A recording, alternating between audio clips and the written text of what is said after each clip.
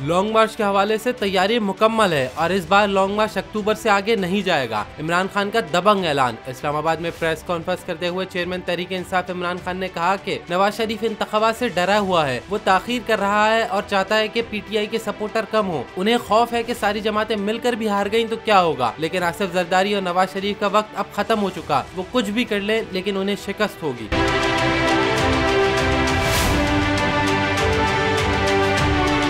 इमरान खान ने एक सवाल के जवाब में कहा कि मुज़ाकरात हो भी रहे हैं और नहीं भी।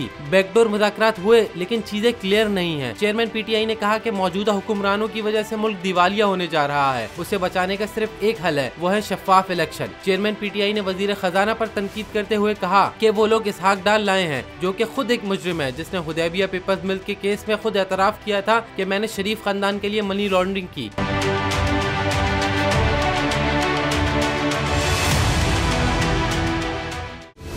सबसे बड़ी कवरेज, सबसे बड़े पैनलिस्ट, हमने तो बड़ी पीएमएलएन के वार सहे, वो भी बिला वजह। सबसे ज्यादा रिपोर्टर्स। इलेक्शन कमीशन की जानिब से कोई इंतजाम इतने अच्छे तरीके से नहीं किए गए।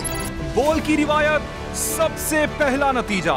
अहम खबर है बहावल नगर भी कप्तान का, पीटीआई कामयाब, मुकम्मल गैर हतमी गैर सरकारी नतीजा सिर्फ बोल न्यूज पर। लम्हा बा लम्हा इलेक्शन की खबर सिर्फ बोल पर। सब्सक्राइब करें और बेल दबाएं ताकि कोई खबर रह न जाए।